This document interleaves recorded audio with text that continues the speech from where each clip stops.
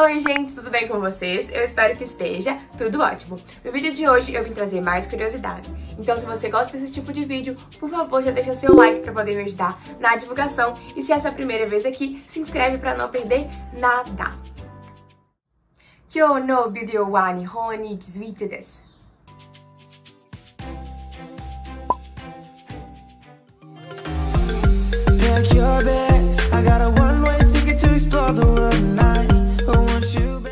Então, vamos às curiosidades. Primeiramente, vamos começar com o nome do país. Japão, em japonês, é Nihon ou Nippon, que significa Terra do Sol Nascente. Isso porque há muitos anos eles acreditavam que o Japão era o primeiro país que via o Sol nascer. Mas hoje em dia a gente sabe que é na Nova Zelândia. E agora a bandeira do Japão, que ela é simples, mas muito bonita. O que você acha que significa esse círculo vermelho pelo que eu acabei de falar?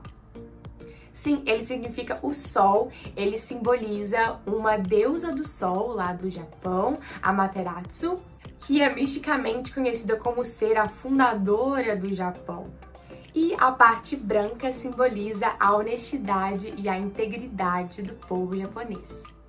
O Japão é uma monarquia e atualmente lá é o único país do mundo em que o chefe de estado é chamado de imperador.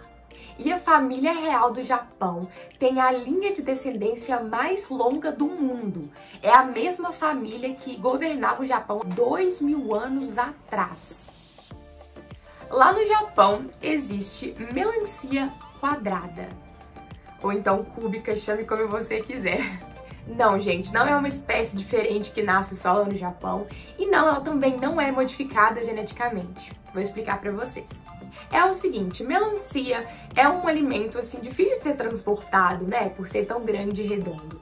Então eles pensaram, por que a gente não cria uma melancia quadrada que vai ser muito mais fácil de transportar e de armazenar? Esse processo ocorre há mais ou menos há 30 anos e o que acontece? Quando as melancias estão começando a crescer, eles colocam elas dentro de caixas de vidro. E aí quando elas vão se expandindo, elas ficam da forma da caixa, que é um quadrado. Parece bem interessante essa história, mas ela tem alguns lados negativos. O primeiro deles é que essa melancia custa cerca de $100, ou seja, mais de R$500. Será que vale a pena? E o pior é que dizem que por causa de toda essa mudança que acontece no crescimento dela, ela acaba saindo com gosto ruim. Então as pessoas não costumam comer essa melancia. Ela de fato serve mais para ornamentação e para dar de presente. Isso porque no Japão é muito comum as pessoas darem frutas de presente para as outras, já que as frutas lá são muito caras porque eles não produzem, a maioria delas eles importam. Então é um presente muito legal você dar uma fruta para alguém. Ainda mais uma diferentona em formato de caixa, uma melancia modificada com uma fitinha bonitinha. Então eles dão muito de presente essa melancia e coisas do tipo, mas comer de fato não é muito utilizado. Bizarro, né? Eles hoje em dia já estão até fabricando melancias em forma de coração para você dar pro seu amor. Ainda falando de comida. Na década de 1970, os japoneses já comiam muito peixe, principalmente cru no sushi. A média de consumo de peixe per capita no Japão já era de 60 quilos por ano, sendo que a média do mundo na mesma época era de 15 quilos por ano. Ou seja, eles comiam 4 vezes mais peixe que o restante da galera. E apesar desse grande consumo, eles eram autossuficientes na produção desse produto, ou seja, eles não precisavam importar de outros países. Entretanto, gente, a população começou a crescer muito. Entre 70 e 85, a população cresceu 15 milhões de pessoas. E aí a produção não conseguiu acompanhar isso. Eles só estavam conseguindo fornecer 50% do que a população consumia na década de 80. E aí a Noruega, por ser um país que é um grande produtor e exportador de peixes, né, de pescados, viu ali uma oportunidade. Então, em 1985, a Noruega mandou para o Japão cerca de 20 pessoas que eram responsáveis pela produção e exportação de peixes, de produtos mariscos, tanto pessoas do governo como ministros, mas também pessoas da iniciativa privada, então empresários que eram responsáveis por isso. Essa galera veio em uma missão chamada Projeto Japão, que tinha como objetivo de promover essa indústria de peixes e pescados da Noruega lá no país, porque eles sabiam que ali tinha um mercado consumidor ideal para eles, e principalmente introduzir o salmão para eles. Porque naquela época os japoneses não consumiam salmão no sushi. Eles não consumiam. Principalmente o peixe que eles usavam era o atum e o dourada, ou a dourada. Porque tem o peixe dourado e o dourada, eu fico meio confusa, mas o peixe que eles usavam é dourada. E bom, eles queriam introduzir o salmão no sushi, porque os japoneses amam sushi, então se eles conseguissem isso, seria a chave. Porém, os japoneses não curtiram muito a ideia no começo, ficaram, ai, salmão no sushi, não sei, não gostaram muito. Demorou cerca de 10 anos para eles começarem a colocar de fato o salmão no sushi, que foi em 1995, gente. Mas depois disso não pararam mais, virou um fenômeno não só no Japão, como no mundo inteiro. Então, assim, a Noruega conseguiu atingir seu objetivo econômico, porque hoje o Japão importa horrores de salmão da Noruega. Não só o Japão, porque eles conseguiram abrir o mercado ali na Ásia, então a China importa muito também, Singapura e outros países. E a gente ganhou aí esse prato maravilhoso, que foi o sushi de salmão, o sashimi de salmão, graças à Noruega, obviamente, graças ao Japão também. Olha que interessante. E ainda sobre comida, prometo que é o último falo sobre isso. Lá no Japão é muito comum o consumo de massas, né, de macarrão, principalmente o macarrão instantâneo, por causa do próprio nome, né, instantâneo, é algo fácil e rápido de se fazer. E como os japoneses trabalham muito, têm uma vida corrida, quanto mais rápido e prática a comida ali, melhor. Então é muito comum você achar restaurantes que servem macarrão instantâneo, gente, tem em toda esquina praticamente. E aí, gente, sabe quando você vai comer o macarrão que você suga ele pra dentro? Eu não sei explicar direito, vou deixar um vídeo pra mostrar.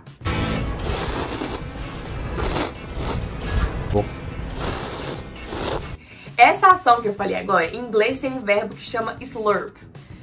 E aí eu fui procurar a tradução, e a tradução tá sorver, mas eu confesso que eu nunca usei essa palavra sorver pra falar de quando eu tô sugando o macarrão, sei lá. Então, enfim, não queria usar slurp também porque é inglês. Mas entenderam, sabe isso de quando você puxa o macarrão pra dentro com muita força e faz um barulho gigante? Então, aqui no Ocidente é considerado falta de educação, né? Nossa, que pessoa sem noção e tal. Mas lá é educado fazer isso. Porque quando você faz isso, mostra que você amou o prato, que você gostou. Então eles comem assim, fazendo muito barulho quando é um macarrão instantâneo, um noodles, coisa do tipo. Então, é uma informação bem diferente, né? Porque como que a gente vê a diferença de cultura. Os japoneses trabalham muito. Muito mesmo. De acordo com a matéria publicada pelo CNBC, cerca de 1/4 das empresas japonesas obrigam seus funcionários a trabalharem pelo menos 80 horas extras todos os meses, sem muitas vezes pagar por isso. E ainda de acordo com dados publicados pelo próprio governo, os japoneses tiram em média apenas 50% dos dias de férias que eles têm direito. Ou seja, eles tiram só 10 dias de folga por ano. Isso em média, porque tem uns que não tiram nenhum dia. Lá no Japão, tem muito essa questão da valorização do trabalho e, além disso, eles têm um pensamento coletivista. Diferente da gente aqui do Ocidente, que muitas vezes é individualista. Então é o seguinte, se você tá passando mal, o que você pensa? Vou ficar em casa, vou descansar, porque eu mereço isso, tô passando mal, não tem como eu trabalhar. Eles pensam como? Gente, se eu faltar hoje, eu vou sobrecarregar os meus colegas, eu não posso fazer isso, vai ser injusto, eu preciso trabalhar. Ou então, eu vou sobrecarregar meu chefe, o que eles vão pensar de mim? Eles vão pensar que eu sou um preguiçoso, que eu não quero trabalhar. E eu preciso ajudar as pessoas, eu preciso contribuir, eu tenho que trabalhar. Eu li uma entrevista da BBC com alguns japoneses e eles estavam relatando exatamente isso, que eles sentem culpados quando eles não vão pro trabalho. Na verdade, não só, tipo, falta normal, assim, mas tirar férias. Eles sentem culpados por tirar férias. Eles acham que estão vagabundando. E aí essa pressão que eles mesmos colocam neles, que a sociedade japonesa coloca neles, gera muitos problemas. Gera ansiedade, gera depressão e, obviamente, isso tudo pode gerar a morte. Então, lá no Japão, em 1970, criaram um termo para isso. Chama karoshi, que é morte por trabalhar demais, ou seja, criaram um termo para esse fenômeno de tanto que estava acontecendo lá e infelizmente até hoje acontece. Então, por causa de toda essa repercussão mundial, o governo japonês começou a tomar algumas medidas para tentar diminuir isso. Em 2018, eles criaram uma lei que obrigava as pessoas a tirarem 5 dias de férias por ano, porque as pessoas não tiravam nem 5 dias. Então ele obrigou as pessoas a fazerem isso. Além disso, eles também criaram uma iniciativa de um negócio chamado Sexta-feira Premium. O que é isso? Na última sexta-feira do mês, as pessoas sairiam do escritório e iriam embora às 3 horas da tarde. Não era obrigatório isso, era só uma forma de diminuir essa exaustão das pessoas. E aí pergunta quantos japoneses fizeram isso? Menos de 4%, porque eles simplesmente não entendem essa ideia de ir embora mais cedo. E aí, infelizmente, por causa desse modo de vida tão agitado dos japoneses, de trabalhar tanto, infelizmente virou um país que se destaca de maneira negativa nos rankings de países com mais casos de suicídios. Inclusive, lá no Japão, existem um dos lugares mais famosos do mundo em relação a casos de suicídio, que mais acontecem. Lá no Monte Fuji tem uma floresta que é conhecida como Floresta dos Suicídios, em que todos os anos, pelo menos 105 pessoas tiram a sua vida lá. É algo muito triste mesmo.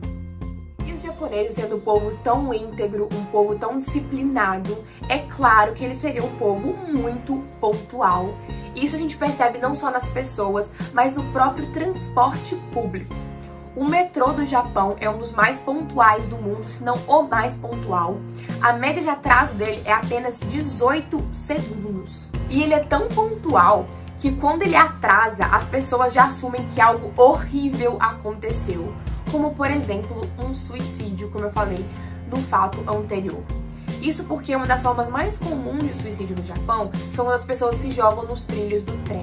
Inclusive, quando isso acontece, a família do falecido tem que pagar uma indenização para o governo por ter causado atraso no transporte. Ainda falando da disciplina desse povo, a gente tem um exemplo também bem claro nas escolas. Desde pequenos, eles aprendem a importância de manter um ambiente limpo. Sim, as crianças, elas limpam a escola. Cada turma é responsável por limpar a sua sala, por varrer, pegar o lixo. E isso varia também muito de colégio de um para o outro. Existem alguns que as crianças lavam o banheiro, lavam várias áreas da escola. Em algumas escolas, eles limpam só a própria sala, algumas eles limpam só a própria carteira, coisas do tipo. Mas existe essa questão deles aprenderem desde pequenos a limpar o ambiente que eles estão. Em algumas escolas, até na lista de materiais, vem lá luva, vem lá vassoura, coisas do tipo, para a criança desde pequena aprender essa importância. Eu li também que em algumas escolas, eles limpam até a rua da escola, eles varrem, eles ajudam a manter o ambiente limpo. E isso por quê? Não só para eles aprenderem a limpar, mas para eles também valorizarem a limpeza. Porque se eles sabem que depois quem vai limpar são eles não vão sujar. E assim, é claro que as escolas têm faxineiras, quem faz o trabalho pesado são as faxineiras, mas de maneira geral eles estão sempre ali recolhendo lixo, fazendo uma limpezinha básica na sala, na biblioteca, na cantina, coisas do tipo. E a gente percebe muito isso, principalmente a gente viu, na Copa, que os japoneses eles saem do estádio limpando o estádio, porque pra eles não entra na cabeça alguém ficar jogando lixo no chão, sendo que a pessoa pode recolher e jogar no lixo. Então, assim, eles têm uma disciplina gigantesca e isso é desde pequenininhos, eles são ensinados a ser assim. O Japão é o país com a maior expectativa de vida do mundo, 84,7 anos de idade, gente. Cerca de 10 anos mais que os brasileiros. Segundo uma matéria do Japan Times, lá no Japão, existem 71.238 pessoas com mais de 100 anos de idade. Olha isso! É o país que mais tem centenários por 100 mil habitantes. A cada 100 mil habitantes, 56,3 tem 100 anos ou mais. Inclusive, a população do Japão está envelhecendo tanto e as pessoas estão parando de ter filho que a população está diminuindo. A cada ano que passa, o Japão tem menos pessoas. Lembrando que o Japão é um dos países mais populosos do mundo. Para ser mais específico, é o 11º mais populoso, com 126 milhões de pessoas. Olha quanta gente. Inclusive, gente, a região metropolitana de Tóquio é a mais populosa do mundo. É muita gente. Lá no Japão, décadas atrás, o governo dava um presente pra quem fizesse 100 anos de idade. Era tipo um prato, assim, de prata, algo muito chique e tal. Só que aí muita gente começou a fazer 100 mil anos e o governo não tá dando conta de enviar tanto presente pras pessoas. Tá ficando muito caro. Então eles estão pensando em mudar essa estratégia e começar a dar simplesmente uma cartinha falando parabéns, porque não tem como dar presente de prata pra todo mundo que fizer 100 anos. E pra finalizar, obviamente os japoneses, por serem pessoas que são tão íntegras e tão honestas, seria um país que a gente espera mesmo que tenha pouco crime. Lá é um país de fato seguro, não acontecem muitos roubos e assaltos em comparação com os países aqui do Ocidente. E também em questão de homicídios. O Japão é o país com a menor taxa de homicídios intencionais do planeta. Lá, se você pegar 100 mil pessoas, acontece homicídio com cada 0,2 pessoas. A taxa de homicídio lá é 0,2 para cada 100 mil pessoas. Pra você ter uma noção, uma comparaçãozinha bem assim, dolorosa, o Brasil é o 12º país da lista com a maior taxa de homicídio do mundo. Enquanto no Japão a taxa é 0,2, no Brasil é 30,5. É isso mesmo. Loucura, né, gente? E aí, gente, o que vocês acharam do vídeo? Espero que tenham gostado. Por favor, não esquece de deixar o seu like pra mim, que é muito importante. Se inscreve se você for novo por aqui e ativa o sininho pra não perder as notificações. Deixa um comentário pra mim, porque eu fico muito feliz de ler. Eu adoro ler os comentários de vocês. E essa camisa, gente, o que vocês acharam? Eu adoro trazer camisa pra vocês. E essa daqui é indecente de maravilhosa. Eu achei feminina pra comprar, então eu fiquei muito feliz, porque linda, eu tô apaixonada por essa camisa, uma das mais lindas que eu tenho. E é isso, gente. Muito obrigada por estar comigo aqui mais um dia. Se quiser deixar alguma sugestão nos comentários de vídeo, de país, pode deixar também. Conto com vocês aqui no próximo vídeo. Um grande beijo, tamo junto e é nóis!